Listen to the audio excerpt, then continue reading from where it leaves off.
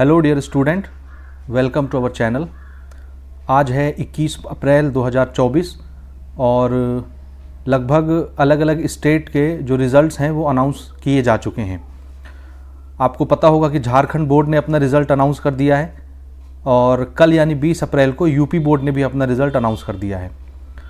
CBSE board के result भी मई के पहले सप्ताह में आने वाले हैं और हमारे यहाँ छत्तीसगढ़ के स्टूडेंट जो क्लास 10th और क्लास 12th के एग्ज़ाम दे चुके हैं वो अपने बोर्ड एग्ज़ाम के रिज़ल्ट का बड़ी बेसब्री से इंतज़ार कर रहे हैं कि हमारा रिज़ल्ट कब तक आएगा। कल की डेट में यानी 20 अप्रैल को यूपी बोर्ड का रिज़ल्ट आया, जिसमें हमने देखा कि 10वीं बोर्ड में लड़कियों ने जो है वो बाजी मारी है इस बार और लगभग ऑलमोस्ट 90% रिज़ल्ट जो है यूपी बोर्ड क्लास 10th का गया है और इसी तरह 86 अप्रॉक्स क्लास 12th का रिज़ल्ट गया है 86%। तो लड़कियों का भैया बोलबाला रहा है इस बार। अब सीजी बोर्ड का रिज़ल्ट कब तक आएगा और इसमें लड़कियां बाजी मारती हैं या लड़के बाजी मारते हैं, ये अब हमको आगे देखना है। तो जैसा कि मैं आपको बता रहा हूं कि हमारे जो अदर स्टेट्स हैं वो अपना रिज़ल्ट एक के बाद एक अनाउंस करते जा रहे हैं। जैसे बिहार बोर्ड पहले आया, उसके बाद झारखंड बोर्ड आ गया, अब कल की डेट में यूपी बोर्ड आ गया।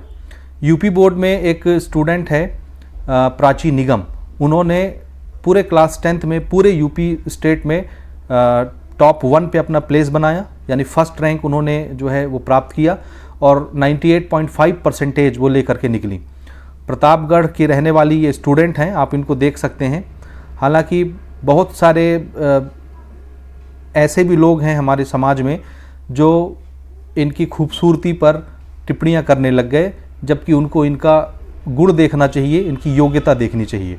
तो इनके चेहरे की बनावट, इनके चेहरे पर बाल हैं, मूछें हैं, तो ये सारी चीज़ें कमेंट करने लग गए लोग। ये अच्छी चीज़ नहीं है।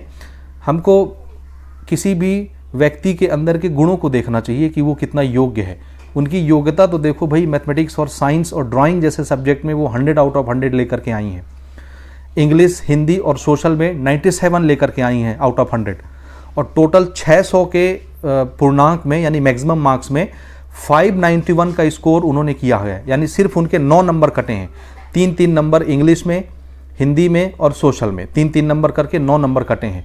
गणित में 100 में 100 इनको मिला है, साइंस में 100 में 100 इनको मिला है, ड्राइंग जैसे सब्जेक्ट में 100 में 100 ये लेकर के आई हैं और टोटल 600 में 591 नंबर लेकर के पूरे यूपी स्टेट में इन्होंने टॉप 1 का पोजीशन जो है वो प्राप्त किया है। तो ये बड़े गर्व की बात है। और चेहरे की बनावट कैसी भी हो सकती है, कोई खूबसूरत हो सकता है, कोई कम खूबसूरत हो सकता है, कोई बहुत कम खूबसूरत हो सकता है। इससे टैलेंट का कोई लेना देना नहीं होता मेरे भैया। इसलिए इस तरह की अभद्र टिप्पणियां करने से हमको बचना चाहिए। अब ये तो हो गई यूपी बोर्ड की बात, यूपी बोर्ड के टॉपर की बात। अब हम बात करते हैं छत्तीसगढ़ माध्यमिक शिक्षा मंडल का रिजल्ट कब आएगा। तो देखिए, यूपी में तो लगभग 10वीं कक्षा की अगर मैं बात करूं तो 29 लाख स्टूडेंट से ज़्यादा स्टूडेंट ने जो है रजिस्ट्रेशन करवाया था एग्ज़ाम के लिए और जिसमें 27 लाख प्लस स्टूडेंट ने अपना एग्ज़ाम दिया। और यूपी बोर्ड की कमाल की चीज़ ये देखिए, अभी सिर्फ मैं 10वीं की बात कर रहा हूँ, 12वीं की बात नहीं कर रहा। मुश्किल से 12 से 14 दिनों के अंदर उन्होंने पूरी कॉपियाँ चेक करवा ली, जबकि उनकी कॉपियों की संख्या आप देखेंगे तो करोड़ों में है। 3 करोड़ प्लस कॉपियों की संख्या थी, यानी हर सब्जेक्ट का मिला करके 3 करोड़ प्लस कॉपियों की संख्या थी, जिसको मात्र 12 से 14 दिन के अंदर यूपी गवर्नमेंट ने, यूपी बोर्ड ने पूरी कॉपियों को चेक करने का सिलसिला कंप्लीट कर लिया। हमारे यहाँ अगर आप देखेंगे तो यूपी बोर्ड में तो 29 लाख स्टूडेंट ने खाली 10वीं में रजिस्ट्रेशन करवाया था, लेकिन छत्तीसगढ़ माध्यमिक शिक्षा मंडल में सिर्फ 2.5 लाख या 2,60,000, 2,70,000, 2,80,000 स्टूडेंट यानी 2.25 लाख स्टूडेंट करीब करीब कक्षा 10वीं में पंजीयन कराते हैं और 12वीं में लगभग 2.5 लाख स्टूडेंट, यानी ले दे के आप देखेंगे तो मुश्किल से 5 लाख, 5,10,000, 5,20,000 स्टूडेंट रहते हैं। ज़्यादा से ज़्यादा भी आप पकड़ेंगे तो 5.5 लाख स्टूडेंट कुल एग्ज़ाम देते हैं छत्तीसगढ़ में 10वीं और 12वीं बोर्ड का। यूपी को कंपेयर करिए, 29 लाख स्टूडेंट खाली 10वीं में, और छत्तीसगढ़ में कंपेयर करिए 10वीं और 12वीं मिला करके 5 लाख स्टूडेंट हैं, 5.5 लाख स्टूडेंट, उससे ज़्यादा नहीं है। और फिर भी हमारे यहाँ इतना टाइम लगता है कॉपी करेक्शन में, रिज़ल्ट अपलोडिंग के प्रोसीजर में बहुत ज़्यादा टाइम लगता है, क्योंकि हमारा माध्यमिक शिक्षा मंडल उतना टाइट नहीं है जितना होना चाहिए।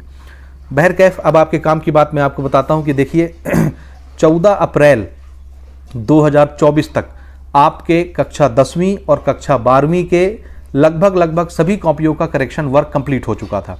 12वीं का सिर्फ एक अकाउंटेंसी का पेपर रह गया था, वो भी 2-4 दिन में कवर हो चुका होगा।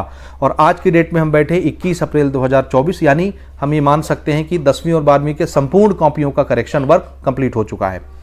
अब रिजल्ट का जो वर्क है उसमें मुश्किल से 10 से 15 दिन लगता है, यानी कॉपी करेक्शन हो चुका, सिर्फ नंबर फीड करना है वेबसाइट पर और आपके रिजल्ट को अनाउंस करना है। तो उसके लिए मुश्किल से 10 से 15 दिन का समय लगता है। तो अगर हम ये मान लें कि 15 अप्रैल तक सभी कॉपियों का करेक्शन हो चुका है, तो उससे 15 दिन अगर आप जोड़ेंगे तो 30 अप्रैल की तारीख बनती है। तो उम्मीद हम ये कर सकते हैं कि 30 अप्रैल तक आपके 10वीं 12वीं के रिजल्ट अनाउंस किए जा सकते हैं। और उससे अगर थोड़ा बहुत भी डिले होता है तो ज़्यादा से ज़्यादा ये 5 मई के अंदर अंदर ही आपके रिजल्ट को अनाउंस कर दिया जाएगा। 5 मई से ज़्यादा का वक्त नहीं लगेगा। तो बिल्कुल डेट को दिमाग में बैठा लीजिए, इधर उधर की खबरों से बच के रहिए, भ्रमित मत होइए, अपने कैरियर पर फोकस करिए और रिजल्ट का बहुत ज़्यादा पैनिक मत लीजिए, बहुत टेंशन मत लीजिए। अब तो आपने एग्ज़ाम दे दिया सो दे दिया, अब जो आपने लिखा है वैसा ही रिजल्ट आपका आने वाला है। तो उसके विषय में सोच कर डिप्रेशन में चले जाना, परेशान होना, ये अच्छी बात नहीं है। तो डेट ध्यान में रखिएगा, 30 अप्रैल तक आपके रिजल्ट अनाउंस किए जा सकते हैं। ज़्यादा डिले होगा तो 2-4 दिन आप आगे पीछे मान लीजिए, यानी ज़्यादा से ज़्यादा 5 मई तक जाएगा। हालांकि 5 मई नहीं जाना चाहिए, आपका रिजल्ट 30 अप्रैल तक ही अनाउंस कर दिया जाएगा, क्योंकि भरपूर समय है 10 से 15 दिन आपका रिजल्ट अपलोड करने में। तो बहुत परेशान नहीं होना है, रिजल्ट का वेट करिए। 30 तारीख से पहले रिजल्ट कम ही चांस है कि आ पाएगा, लेकिन हम उम्मीद कर सकते हैं कि 30 अप्रैल तक आपके रिजल्ट डिक्लेयर कर दिए जाएंगे। तो अगर कोई क्वेश्चन है तो भाई कमेंट करिए। 10वीं के जो स्टूडेंट हैं जिन्होंने भी 10वीं बोर्ड दिया है, अब 11वीं जाएंगे, वो स्टूडेंट ये पूरा हमारा जो 2.5-3 महीने का समय होता है छुट्टी का, 1.5 महीना 2 महीना 2.5 महीना जो भी समय है, उसको हम खाली रिजल्ट के इंतजार में गवा देते हैं कि कब रिजल्ट आएगा। उसके बाद फिर हम गर्मी की छुट्टी मनाएंगे, उसके बाद फिर हम 11वीं में आएंगे, तब सब्जेक्ट का सिलेक्शन करेंगे और अपनी पढ़ाई स्टार्ट करेंगे। और यहीं आप मार खा जाते हो, आपका सिलेबस पीछे हो जाता है। अभी समय है, आपने एग्ज़ाम दिया है, आपको मालूम है आपका रिजल्ट कैसा आने वाला है।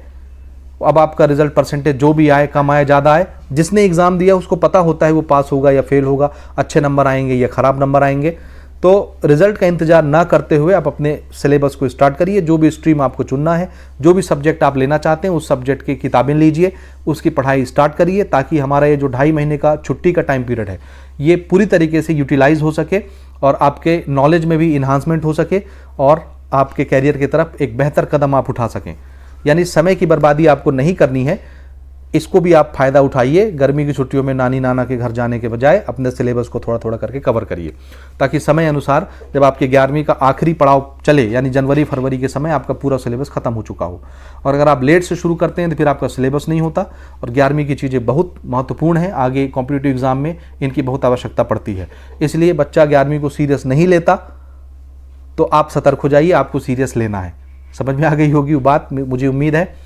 तो अगर कोई क्वेश्चन है तो कमेंट करिए। मिलते हैं अगली वीडियो में किसी अगले अपडेट के साथ। वीडियो देखने के लिए बहुत बहुत थैंक यू।